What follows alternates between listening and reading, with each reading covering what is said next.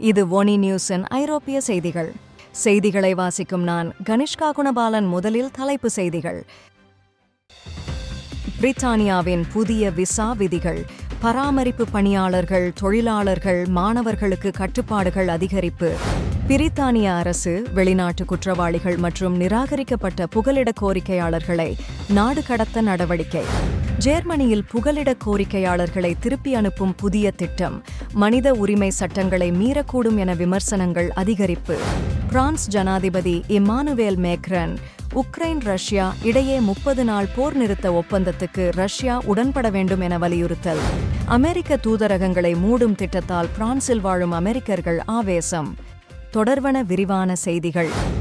அனைத்து விதமான நிறுவனங்களுக்கும் தனிப்பட்ட வெப்சைட், ஆப் உருவாக்கம், cash register system, billing system மற்றும் ஆன்லைன் ஷாப்பிங்கான ஆப் அண்ட் வெப்சைட் என எல்லாவற்றையும் படுகா நிபுணர்கள் மூலம் உயர்தரத்திலும் மலிவான விலையிலும் நம்பிக்கையுடன் செய்து கொடுக்கிறார்கள்.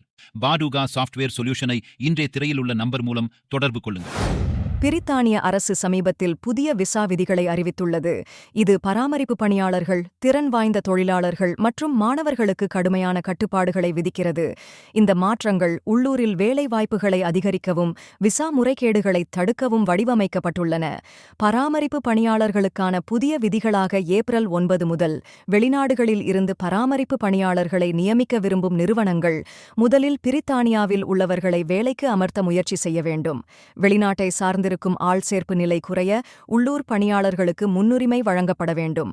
அத்துடன் திறன் வாய்ந்த தொழிலாளர்களுக்கான புதிய விதிகளாக திறன் வாய்ந்த தொழிலாளர்களுக்கான விசா பெற தேவையான குறைந்தபட்ச ஊதியம் 23,200 பவுண்டிலிருந்து 25,000 பவுண்டாக உயர்த்தப்பட்டுள்ளது.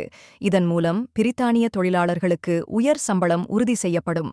மேலும் மாணவர்களுக்கான புதிய கட்டுப்பாடுகள் குறுகிய கால மாணவர் விசா பெறுவதற்கு உண்மையான மாணவர்கள் மட்டுமே விண்ணப்பிக்க அனுமதிக்கப்படுவார்கள்.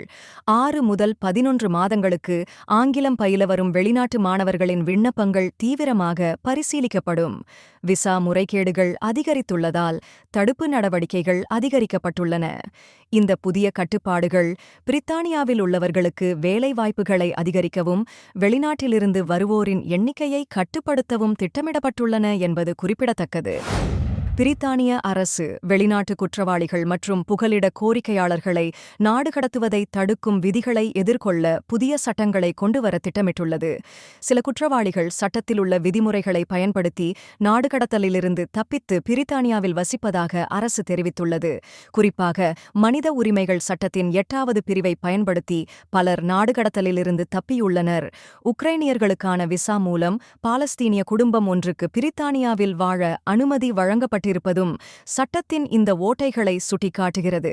நீதிமன்றங்கள் மனித உரிமைகளை அடிப்படையாக கொண்டு நாடு கடத்தலை தடுத்து வருவதால் புதிய சட்டங்கள் கொண்டு வந்து இந்த செயலை கட்டுப்படுத்தவும் தேவைப்பட்டால் நாடு கடத்தல் நடவடிக்கைகளை விரைவாக மேற்கொள்ளவும் பிரித்தானிய அரசு திட்டமிட்டுள்ளது. இந்த புதிய சட்டம் குற்றவாளிகளை விரைவாக நாடு கடத்துவதோடு புகலிடம் கோரிக்கைகளை அதிக கட்டுப்பாடுகளுடன் பரிசீலிக்க திட்டமிடப்பட்டுள்ளது. ஜெர்மன் அரசு அதன் எல்லைகளில் இருந்து புகலிட கோரிக்கையாளர்களை அதிக அளவில் திருப்பி அனுப்பும் ஒரு புதிய திட்டத்தை செயல்படுத்த உள்ளது. இது ஐரோப்பிய யூனியன் மற்றும் மனித உரிமை சட்டங்களை மீறக்கூடும் என்ற விமர்சனங்கள் எழுந்துள்ளன.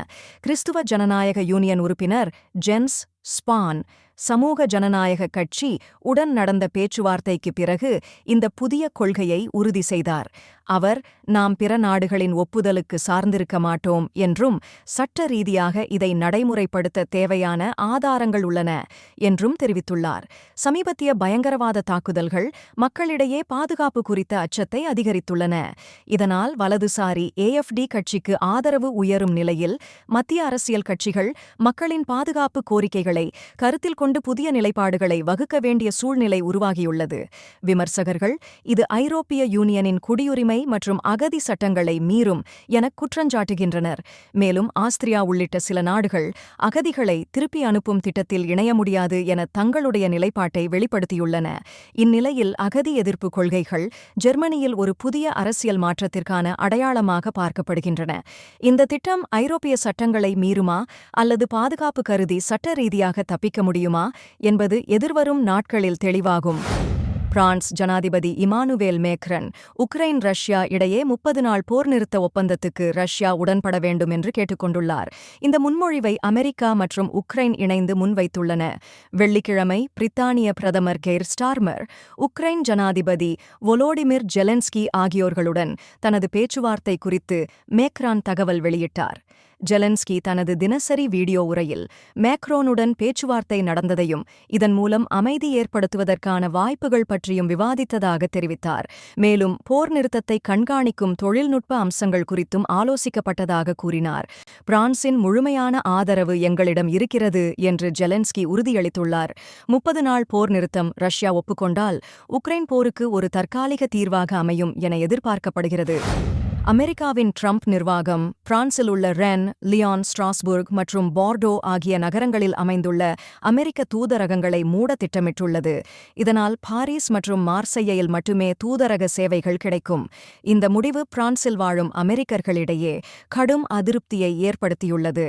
வெளிநாடுகளில் வசிக்கும் அமெரிக்கர்களின் நலன்கள் குறித்து அமெரிக்க அரசுக்கு கவலையே இல்லை என்று அவர்கள் குற்றம் சாட்டுகின்றனர். ஸ்ட்ராஸ்பூர்களில் வாழும் ஒரு அமெரிக்கர், நாங்கள் இங்கு பிறந்தவர்களாக இருந்தாலும் எங்கள் தேவைகள் குறித்து அமெரிக்கா கவலைப்படுவதில்லை போலிருக்கிறது என்று தனது கோபத்தை வெளிப்படுத்தியுள்ளார். ட்ரம்பின் இந்த முடிவை எதிர்த்து ஸ்ட்ராஸ்புர்க் அமெரிக்க தூதரகம் முன்பு அமெரிக்கர்கள் ஆர்ப்பாட்டத்தில் ஈடுபட்டுள்ளனர். இந்த எதிர்ப்பு போராட்டங்கள் வெளிநாடுகளில் வசிக்கும் அமெரிக்கர்கள் மீதான அரசின் மனப்போக்கை கேள்விக்குள்ளாக்கியிருக்கின்றன. நீங்கள் இதுவரை கேட்டது ஒனி நியூஸின் இன்றைய பிரதான செய்திகள். மேலும் இதுபோன்ற செய்திகளை தொடர்ச்சியாக அறிந்து கொள்ள ஒனி நியூஸுடன் இணைத்திருங்கள். வணக்கம். ஒனி ஆப்புக்கு வரவேற்கின்றோம். உலகம் முழுவதும் உள்ள தமிழர்களை இணைக்கும் ஒரு தமிழர் தளம்.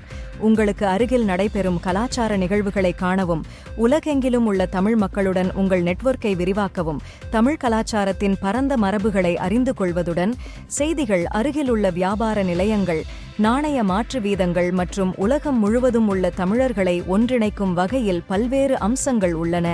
இது நமது அற்புதமான வரலாற்றையும் கலாச்சாரத்தையும் கொண்டாட ஒரு இனிமையான இடமாக இருக்கும். இப்போதே ஒனி ஆப்பை பிளே ஸ்டோர் அல்லது அப் ஸ்டோரில் டவுன்லோட் செய்யுங்கள்.